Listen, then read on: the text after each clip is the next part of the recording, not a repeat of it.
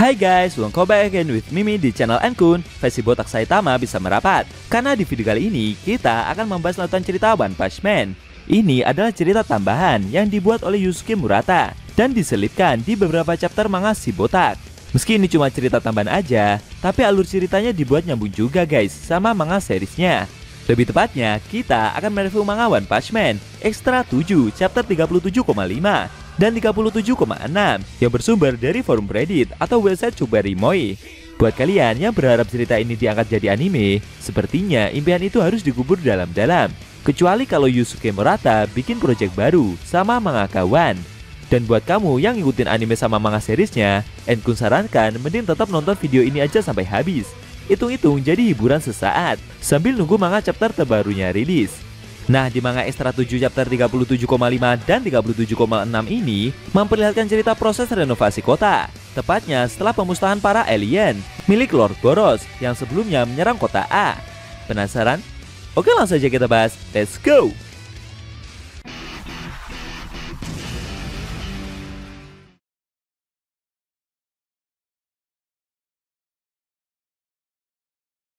Pada awal scene, kita diperlihatkan apartemen Saitama, di mana ada si botak yang sedang melepaskan sepatunya dan melihat ada kepingan kerikil yang masuk ke dalam sepatunya tersebut. Kejadian itu membuat Saitama jadi teringat kalau itu adalah kerikil bulan yang sebelumnya tersangkut saat dia dilemparkan oleh lawan aliennya itu. Yang dimaksud ini Lord Boros ya guys. Kemudian si botak mencoba untuk menanyai Genos bagaimana kalau batu ini mereka jual. Harusnya jika batu dari bulan mereka bisa jual, pasti akan berharga sangat mahal. Lalu Genos pun mencoba mengecek di internet berapa harga kepingan kerikil tersebut. Setelah mencari cukup lama, ternyata harga 1 gram batu dari bulan dihargai sebesar 600.000 yen atau setara dengan 61 juta rupiah.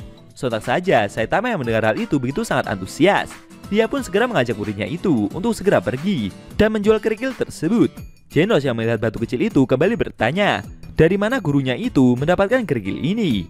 Dengan ekspresi datarnya tersebut, Saitama menjawab kalau dia tidak sengaja dapat saat terlempar ke bulan. Mendengar jawaban itu membuat Genos jadi bingung. Si botak mencoba meyakinkan muridnya tersebut.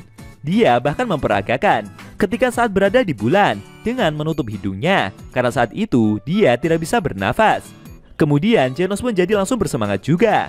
Dan akhirnya mereka segera bergegas untuk menjual batu tersebut. Tapi sialnya ketika berjalan keluar, batu itu malah tidak sengaja Saitama jatuhkan dan terlempar ke area parkir mobil, di mana di situ banyak juga batu-batu kerikil yang berserakan. Sontak saja mereka berdua segera mencari batu itu setengah mati. Bahkan ketika waktu sudah menginjak malam hari, mereka berdua masih saja terus mencari dan belum menemukan batu tersebut. Scene berpindah ke kota A, tepatnya 2 hari setelah penyerangan pesawat Lord Boros terjadi. Saat itu rapat darurat dilaksanakan guna merancang pembangunan ulang kota. Salah satu staf mengusulkan untuk membangun kembali kota, bukan untuk menjadi bekas kawasan pemukiman, melainkan memperluas gedung kantor pusat dan kemudian membuat jalur cepat untuk bisa mengakses kota lain dalam waktu singkat melalui kantor pusat mereka. Dimulai dari poin pertama, pihak asosiasi akan membutuhkan banyak waktu untuk membersihkan semua puing-puing kota yang hancur terlebih dahulu. Pemerintah memerlukan waktu puluhan tahun untuk menyelesaikan tugas ini. Namun menurut staf itu, pihak asosiasi pasti akan berhasil melakukannya sendiri hanya dalam waktu 10 tahun saja. Dan itu sudah termasuk membangun ulang tatanan kota A yang baru juga. Mendengar penjelasan itu membuat para staf yang lain pada berpikir dan berunding satu sama lain. Salah satu staf berkomentar, jika dengan cara yang biasa, sepertinya mustahil bisa menyelesaikan tugas ini. Staf yang mempresentasikan itu menjawab, jika itulah alasan kenapa seluruh dana yang mereka dapatkan bisa mereka percayakan pada satu orang saja. Namun tiba-tiba seluruh markas merasakan getaran suatu gempa. Sontak saja hal itu membuat rapat jadi tertunda. Staf yang lain menginformasikan kalau ada senjata raksasa yang datang mendekati markas mereka dan diinstruksikan juga untuk para staf yang lain agar segera mengevakuasi diri.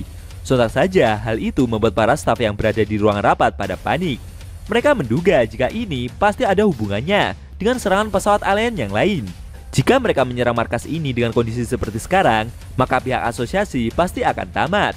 Salah satu staf menyalakan layar kamera untuk melihat kondisi di luar dan seketika membuat para staf yang lain pada kaget. karena ukuran robot alien yang datang itu memiliki ukuran yang sangat besar, bahkan melebihi gedung markas asosiasi pahlawan itu sendiri. Para staf meminta untuk segera menghubungi para pahlawan yang ada. Salah seorang staf memberitahu jika saat ini hanya Tank Top Master bersama anggotanya saja yang bisa mereka hubungi. Karena saat ini para pahlawan itu sedang berada di ruang latihan lantai 23. Di ruang latihan sendiri, Tank Top Master bercerita kepada para anggotanya. Dia menyadari jika Tatsumaki adalah ancaman untuk mereka. Bahkan dengan kekuatannya sendiri, Tank Top Master juga tidak bisa mengalahkan pahlawan itu. Jika suatu hari nanti muncul bencana monster dengan kekuatan yang setara dengan pahlawan tersebut, maka mereka juga tidak bisa berbuat apa-apa. Tapi Tank Top Master merasa ada satu cara agar mereka bisa mengalahkan kekuatan psikis yang Tatsumaki miliki, yaitu adalah Tank Top mereka sendiri. Tank Top adalah sumber kekuatan. Jika mereka bisa mengeluarkan potensi Tank Top yang lebih besar lagi, maka mereka akan dapat mengalahkan kekuatan tersebut. Lalu tiba-tiba salah seorang staf mendatangi ruangan itu dan menginformasikan kondisi yang terjadi. Sontak saja Tank Top Master beserta para pasukannya segera keluar untuk menghadapi bencana tersebut. Para staf elit berharap semoga saja Tank Top Master bisa membuat para alien itu sibuk, setidaknya hingga bantuan lain datang. Ketika para pasukan Tank Top keluar gedung, mereka langsung dihadapkan dengan sebuah robot raksasa yang menjulang begitu tinggi.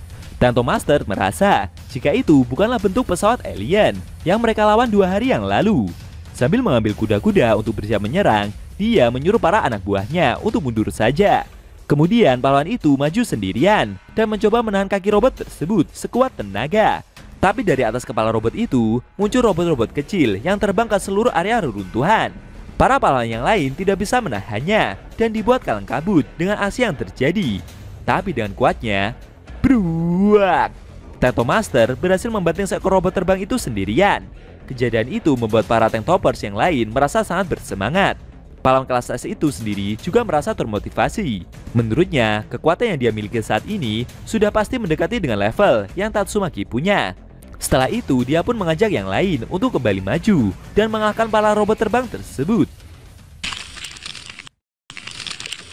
Tapi anehnya, setelah milir dengan sesama, robot-robot terbang itu malah bertingkah aneh. Mereka malah seperti mengambil puing-puing reruntuhan dan memakannya tanpa henti. Kejadian itu membuat Tank Top Master dan yang lainnya jadi bingung. Lalu robot induk raksasa itu memanggil mereka dan menyuruh para pahlawan itu untuk minggir. Ternyata itu adalah Metal Knight yang telah menggerakkan robot raksasanya untuk membersihkan reruntuhan kota. Dia bercerita jika telah diminta untuk membangun kembali bekas kota A yang hancur ini. Menurutnya ini adalah cara yang bisa dia lakukan agar bisa efisien, dan tugasnya ini akan dia selesaikan dalam kurun waktu 10 hari ke depan. Tank Top Master yang mendengar hal itu masih tidak habis pikir. Apalagi dengan membersihkan kota yang hancur ini dalam waktu yang begitu singkatnya.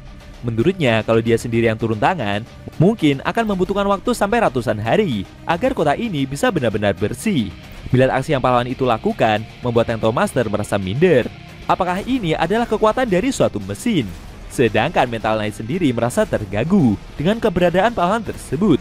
Dan sontak saja, dia segera menendang rekannya itu agar mau menyingkir dari lokasi pembersihan. Duak! Setelah kejadian tersebut, keesokan harinya di ruang latihan, para Tank Toppers merasa heran dengan semangat yang pemimpinnya itu miliki. Tank Top Master melakukan latihan yang lebih keras daripada sebelumnya. Dia melakukan squat jump sebanyak puluhan ribu kali tanpa henti. Bahkan dia sampai memasang banner di dinding yang bertuliskan mengalahkan kekuatan psikis dan mengalahkan kekuatan mesin. Pahlawan itu tidak terima karena sebelumnya dia telah dikalahkan 2 kali oleh rekan pahlawan kelas S-nya sendiri. Di sisi lain, para staf elit yang melihat usaha dari Metal Knight dibuat geleng-geleng. Semua usaha dari desain, konstruksi, sampai pembangunan ulang kota dikerjakan oleh sebuah robot raksasa. Menurut mereka, Dr. Bovo itu akan bisa menjadi ancaman suatu hari nanti.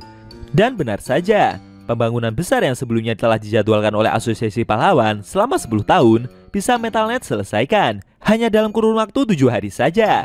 Dan akhirnya cerita manga Extra 7 One Punch Man chapter 37,6 telah usai.